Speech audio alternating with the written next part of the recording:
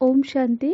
15 जनवरी 2021 की प्रातः मुरली बाप दादा की साकार महावाक्य है। बाबा बोले, मीठे बच्चे, तुमने आधा कल्प जिसकी भक्ति की है वही बाप खुद तुम्हें पढ़ा रहे हैं। इस पढ़ाई से ही तुम देवी देवता बनते हो। प्रश्न है, योग बल के लिफ्ट की कमाल क्या है? उत्तर में बाबा ने कहा, तुम बच्चे योग बल की लिफ्ट से सेकंड में ऊपर चढ़ जाते हो, अर्थात सेकंड में जीवन मुक्ति का वर्षा तुम्हें मिल जाता है। तुम जानते हो सीढ़ी उतरने में 5000 वर्ष लगे और चढ़ते हैं 1 सेकंड में। यही है योग बल की कमाल। बाप की याद से सब पाप कट जाते हैं, आत्मा सतो प्रधान बन जाती है। ओम शांति। रूहानी बाप रूहानी बच्चों को बैठ समझाते हैं। रूहानी बाप की महिमा तो बच्चों को सुनाई है। वो ज्ञान का सागर सत चित आनंद स्वरूप है, शांति का सागर है। उनको सब बेहद की शिफ्तें दी जाती है। अब बाप है ज्ञान का सागर और इस समय जो भी मनुष्य है सब जानते हैं हम भक्ति के सागर है। भक्ति में जो सबसे तीखा होता है उनको मान मिलता है।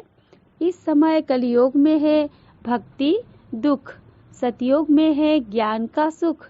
ऐसे नहीं कि वहाँ ज्ञान है तो यह महिमा सिर्फ एक ही बाप की है और बच्चों की महिमा भी है, क्योंकि बाप बच्चों को पढ़ाते हैं अथवा यात्रा सिखलाते हैं।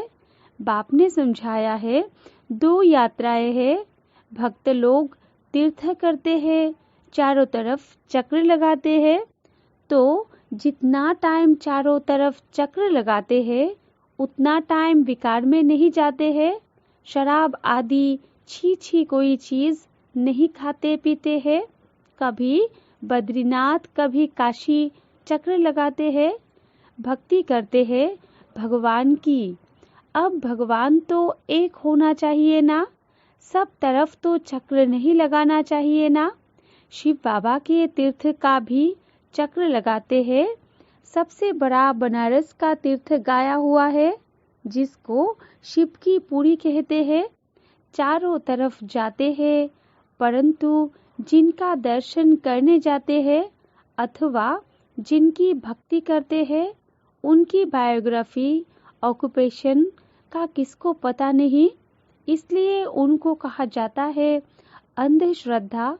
किसकी पूजा करना, माथा टेकना और उनकी जीवन कहानी को न जानना, उसको कहा जाता है ब्लाइंड फेथ। घर में भी मनाते हैं। देवियों की कितनी पूजा करते हैं। मिट्टी की व पत्थर की देवियां बनाए उनको बहुत श्रृंगारते हैं।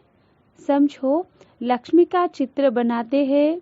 उनसे पूछो इनकी बायोग्राफी बताओ तो कहेंगे सतयुग की महारानी थी, त्रेता की फिर सीता थी।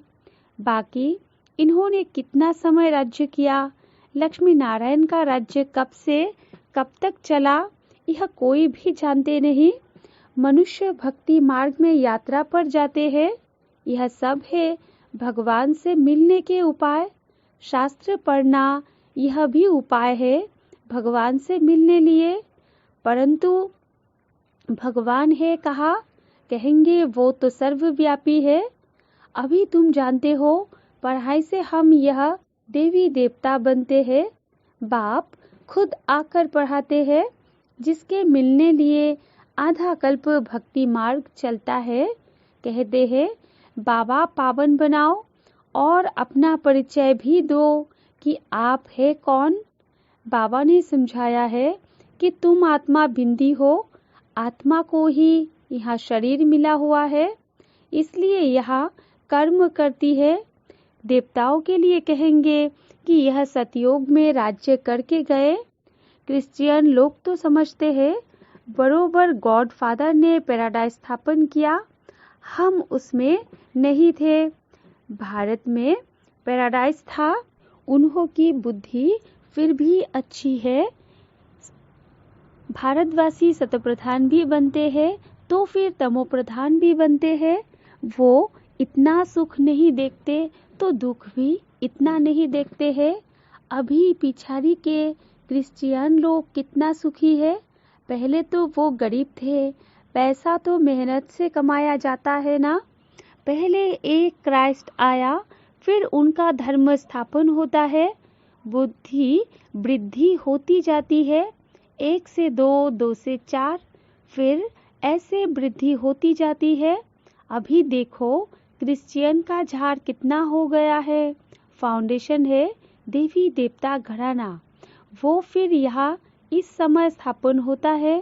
पहले एक ब्रह्मा, फिर ब्राह्मणों की एडॉप्टेड संतान वृद्धि को पाते हैं। बाप पढ़ाते हैं तो बहुत ढेर ब्राह्मण हो जाते हैं। पहले तो यह एक था ना, एक से कितनी वृद्धि हुई है, कितनी होने की है। जितने सूर्यवंशी चंद्रवंशी देवताएं थे उतने सब बनने के हैं। पहले है एक बाप, उनकी आत्मा तो है ही। बाप की हम आत्माएं संतान कितनी है। हम सब आत्माओं का बाप एक अनादि है। फिर सृष्टि का चक्र फिरता रहता है। सब मनुष्य तो सदैव नहीं है ना। आत्माओं को भिन्न भिन्न पार्ट बजाना है। इस झाड़ का पहले पहले धूर है देवी देवताओं का, फिर उनसे ट्यूब्स निकली है। तो बाप बैठ बच्चों को समझाते हैं, बच्चों मैं आकर के क्या करता हूँ। आत्मा में ही धारणा होती है। बाप बैठ सुनाते हैं, मैं आया कैसे। तुम सब बच्चे जबकि पतित बने हो तो याद करते हो। सतयुग त्रेता में तो तुम सुखी थे तो याद नहीं करते थे। द्वापर के बाद जब दुख जास्ती हुआ है तब पुकारा है परमपिता परमात्मा बाबा। हाँ बच्चों सुना, क्या चाहते हो। बाबा आकर पतितों को पावन बनाओ। बाबा हम बहुत दुखी पतित है, हमको आकर पावन बनाओ। कृपा करो, आशीर्वाद करो। तुमने मुझे पुकारा है, बाबा आकर पतितों को पावन बनाओ। पावन सतयुग को कहा जाता है। यह भी बाप खुद बैठ बतलाते हैं। ड्रामा के प्लान अनुसार जब संगम योग होता है, सृष्टि पुरानी होती है, तब मैं आता हूँ। तुम समझते हो सन्यासी भी 2 प्रकार के हैं। वो है हठयोगी, उनको राजयोगी नहीं कहा जाता। उन्हों का है हद का सन्यास, घर बार छोड़ जाए, जंगल में रहते हैं, गुरुओं के फॉलोअर्स बनते हैं। गोपी चंद्र राजा के लिए भी एक कथा सुनाते हैं। उसने कहा तुम घर बार क्यों छोड़ते हो। कहा जाते हो शास्त्रों में बहुत कुछ कहानियां है। अभी तुम बीके राजाओं को भी जाकर ज्ञान और योग सिखलाते हो। एक अष्टापा गीता भी है जिसमें दिखाते हैं राजा को वैराग्य आया, बोला हमको कोई परमात्मा से मिलाए, ढिंडोरा पिटवाया। वो यही समय है, तुम जाकर राजाओं को ज्ञान देते हो ना, बाप से मिलाने लिए। जैसे तुम मिले हो तो औरों को भी मिलाने की कोशिश करते हो। तुम कहते हो हम तुमको स्वर्ग का मालिक बनाएंगे, मुक्ति जीवन मुक्ति देंगे। फिर उनको बोलो शिव बाबा को याद करो और कोई को नहीं। तुम्हारे पास भी शुरू में बैठे बैठे 1-2 को देखते ध्यान में चले जाते थे ना, बड़ा वंडरफुल लगता था। बाप था ना इनमें, तो वो चमत्कार दिखाते थे, सबकी रस्सी खींच लेते थे।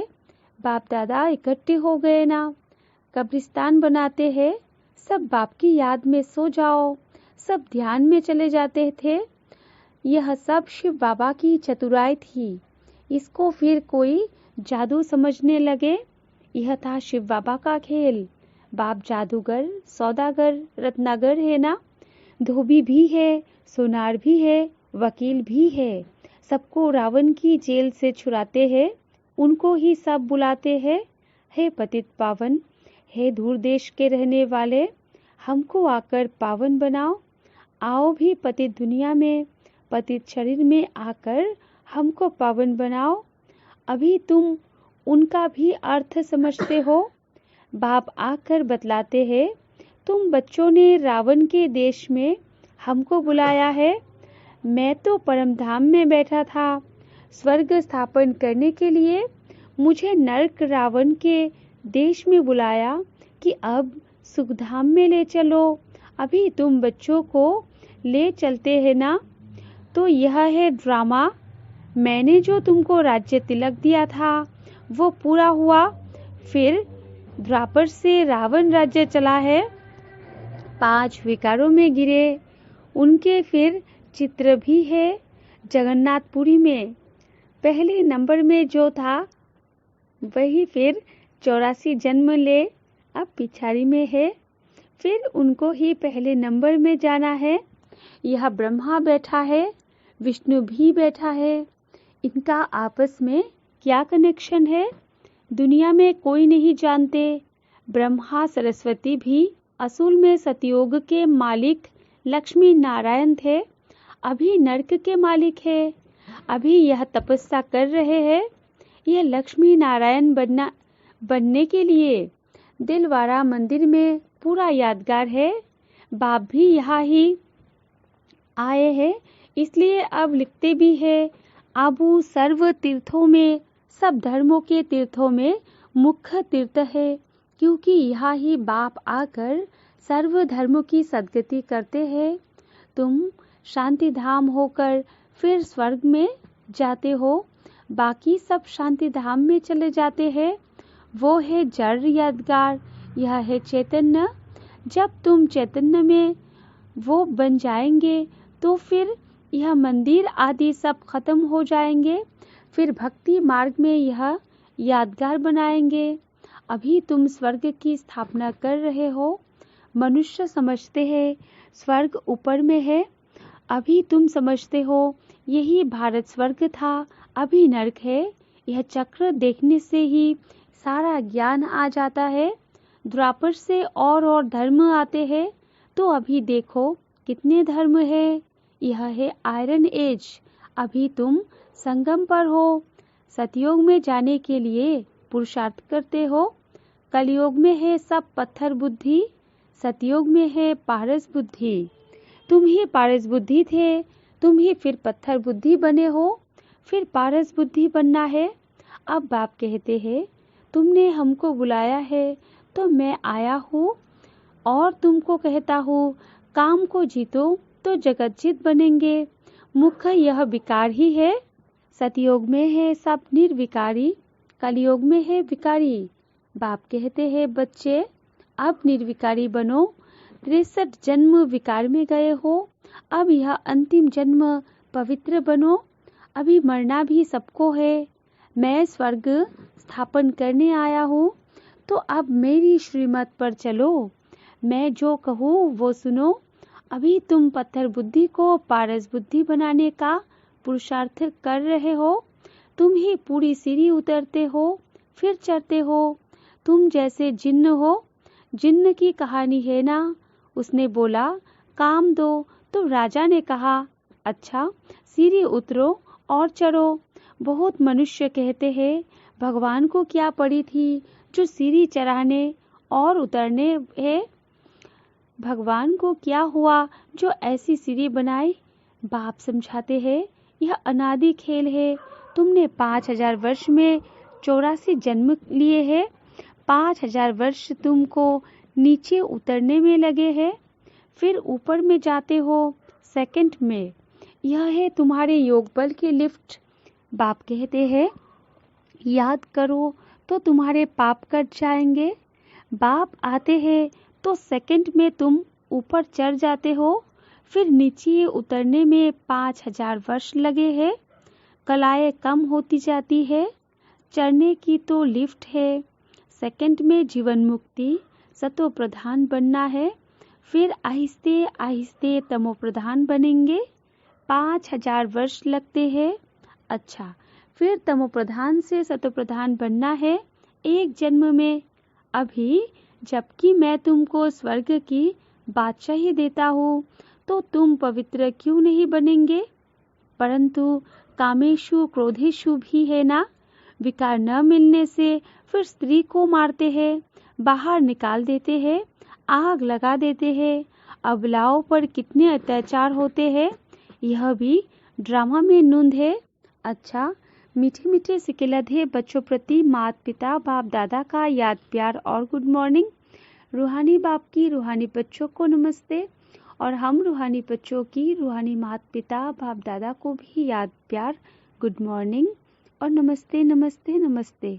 धारणा के लिए मुख्य सार 1 नंबर पॉइंट है, जगत का मालिक बनने व विश्व की बादशाही लेने के लिए मुख्य काम विकार पर जीत पानी है। संपूर्ण निर्विकारी जरूर बनना है। 2 नंबर में है, जैसे हमें बाप मिला है, ऐसे सबको बाप से मिलाने की कोशिश करनी है। बाप की सही पहचान देनी है, सच्ची सच्ची यात्रा सिखलानी है। वरदान है, साइलेंस की शक्ति द्वारा सेकंड में हर समस्या का हल करने वाले एकांतवासी भव। विस्तार में है, जब कोई भी नई बा शक्तिशाली इन्वेंशन करते हैं तो अंडरग्राउंड करते हैं। यह एकांतवासी बनना ही अंडरग्राउंड है। जो भी समय मिले कारोबार करते भी, सुनते सुनाते, डायरेक्शन देते भी इस देह की दुनिया और देह के भान से परे साइलेंस में चले जाओ।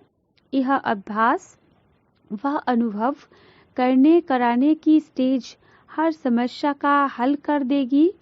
इससे 1 सेकंड में किसी को भी शांति व शक्ति की अनुभूति करा देंगे। जो भी सामने आएगा वो इसी स्टेज में साक्षात्कार का अनुभव करेगा। और स्लोगन है, व्यर्थ संकल्पों व विकल्पों से किनारा कर आत्मिक स्थिति में रहना ही योग युक्त बनना है। अच्छा, ओम शांति।